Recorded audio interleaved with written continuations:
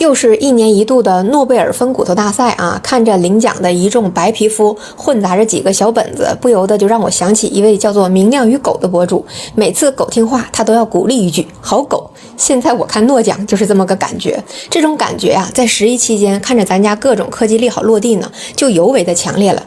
这边是核聚变装置核心部件成功安装，人类距离人造太阳更进一步；那边是全球首个双塔一机的光热储能电站试运行，固态锂电池在安全性和储能性方面都获得了巨大的突破。昆仑水陆两栖飞机批产第3架机完成总装下线与试飞，蛟龙号实现北极冰区首次下潜与全球首次载人和无人前期协同作业。这俩新闻呢，还要结合另外2个新闻来一起看。一个是美国还要向乌克兰购买性能成熟的无人机，因为美国自己的又贵又经不起实践检验。一个新闻呢，是我国在北极探索进入到了阿拉斯加以北的地区。我无意在这酸诺奖不识我们的货啊，不颁给我们。说实话，他要是真的给了咱家的学者，我还真担心他们搞反间计呢。今天我想展开的是从理论创新带来科技进步，科技进步造福全体人类这个维度上，引导大家探讨一下西方的这一整套好狗奖励系统成色到底如何了。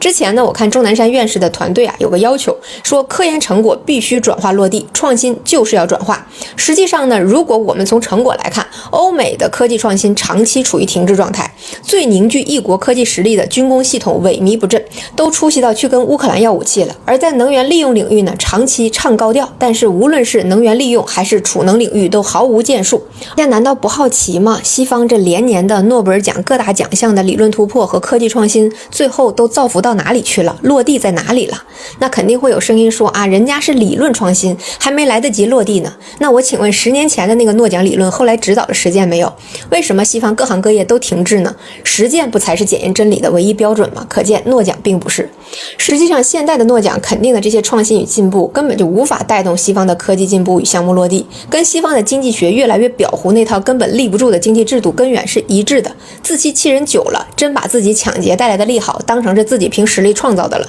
我记得就在上半年出口承压经济数据比较紧张的时候，继续效仿西方发钱放水刺激经济，遵循硅谷的科技成功经验，建立起优秀的研究，加上愿意为冒险买单的金融机构，就等于有了0到1的科技创新的摇篮。现在看不知道各位怎么想啊，反正我是觉得挺好笑的。美国发钱大放水成功了吗？硅谷科技资本们现在还在创新吗？在提高美国的生产率吗？学什么呢？我一直是坚决反对对全民发钱这套主张的啊，因为从美国的经验来看，发钱的过程就是滋生腐败的过程，存有大量的寻租空间，而且这些钱只在发到每一个人手里的一瞬间增加了他们的一点财富，但不改变整个社会的经济制度的分配方式，发出来这个钱依然会按照原有的流走的方式再流动一次，跟着原来的资金流动的这些管道，钱很快就会再次集中到那1%的富人手里。美国在疫情期间发钱，经济没有好转， GDP 没有增加，生产率没有变化，物价高涨，失业率飙升，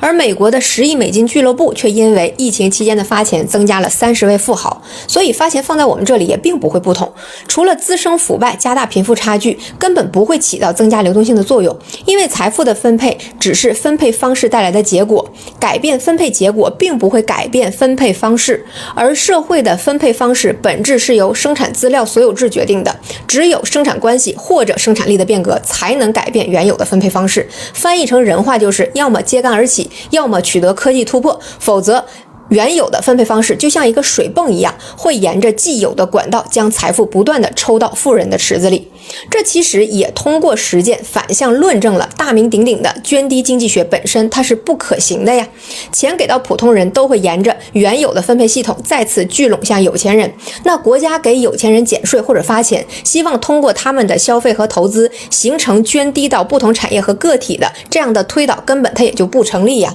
这里要注意，涓滴经济学之父弗里德曼也是诺贝尔奖得主，而奉行涓滴主义的里根经济学之所以能让美国的经济在当时有所好转，根本原因是当时美国已经处在了70年代积累的信息技术即将突破的前夜，在80年代信息技术进入了爆发期，而德日又根据各自的小算盘签订了广场协议，尤其是本子被彻底阉割了可以跟美国竞争的优势产业的发展。这么一说怪不得本子家年年都能得奖呢，好狗。所以里根时期美国的发展跟所谓的全民发发钱减税没有多大关系。然而呢，西方舆论的造神运动向来喜欢把成就短暂的归因为精英的领导或者精英的突破，时间久了呢，自己就信了。特朗普实际上就是想着能够复刻里根经济学，却不看看早都不是同一条河了。美国没有刻舟求剑这个成语啊，真是可惜了了。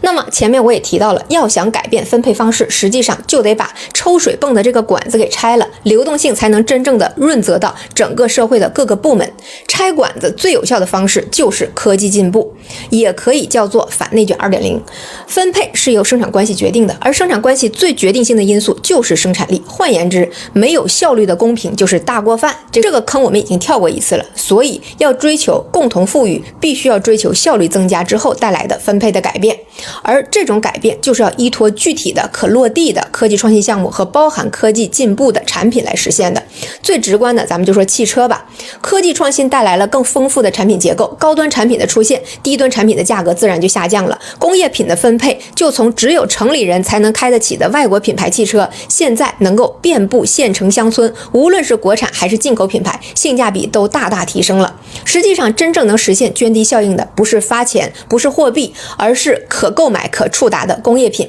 我愿称之为工业品的涓滴经济学。工业品上凝结的劳动可以被基层人民消费，手机、电视、电脑这样的信息终端随着网络和信号基站的建设可以随处可用，可以负担，实际上带来的就是信息平权呀。分配最大的不平等就是信息的不平等，但是信息平等不是买不买得起一部手机和电脑那么简单。以前动辄1万多块的大哥大，打个电话满地找信号，信道又小又不稳定，别说直播卖货，连下个图片都得等10多分钟，是不可能形成信息平等的。所以我们在乡村在海岛的边缘看见的那些可以用的手机、电脑、电视，真正的基础是要有稳定普及的电力系统，然后有廉价且普及的通讯网络服务，有道路和物联网可以送达，之后还要有整个电子终端不断的技术进步，使得基础电子产品的价格来下降。这一切涓滴的实现就是靠最上层的理论突破带来的科技革新，科技革新又必须落地转化为可用的成果，成果在一层一层叠加，带来效率的增加，产品价格随之下降，收入提升。除了前面提到的交通工具、信息终端，还有很多的工业品，像空调、冰箱、洗衣机、风扇、电动车，甚至儿童玩具，这些工业品涓滴到基层，既是分配关系改变的结果，也是改变分配关系的动因。2010年以来，互联网行业的大发展创造了建国之后资产情况最好、规模最大的一批中产，也就是各个科技大厂的从业者们。这些在当时掌握着更先进生产力的阶层，推倒了煤老板、矿老板那些前浪，改变了自己的分配地位，也在不断的成为后浪创新的基础。而现在的人工智能、芯片、航天、新能源等领域的科技后浪们，又会在不久的将来再次改变分配的生态。这是一条没有一点投机取巧，纯靠脚踏实地趟出来的属于科技进步的康庄大道，也是不以人的意志为转移的，代表更先进的生产力通过工业品的涓滴突破垄断阶层，改变分配秩序的客观必然。所以真正有效的涓滴是承载着无差别劳动的工业品的涓滴，工业品的涓滴的本质是科技通胀持续的削弱先富起来的人的分配优势，而货币涓滴带来的是货币通胀，恰恰相反，是有产者通过资产保值对只持有货币的无产者的制度性掠夺。所以我认为理论突破与科技创新真正的价值不在某个奖项上，而在中国人的生活里，吃得好、住得暖、穿得美、学得着。而美国连年的诺奖得主，各大藤校的停车位都快不够用了，然后呢，杜鲁门号上面被胡塞打出来的大窟窿还得用遮羞布给挡上，修是一时半刻修不好的，而民众可消费的工业品更是寥寥无几，价格惊人，品质堪忧。我们的机器狗都开始当挑山工了，他们的机器狗还是卡戴珊姐妹可以博眼球炫耀的摆件呢。也不知道啊，诺奖赋予了光辉的这些科技进步，到底最后都去干了啥？其实科技进步最直观的领域就是军工，尤其是西方这种达则发兵反恐，穷则颜色颠覆的传统，但凡有个什么人无我有的技术啊，在商业化之前，他们最先想到的一定是如何武器化。然而美军如今的最新的战略构想是怎么个路数呢？我给大家说说啊。根据美国海军学会新闻网站的消息，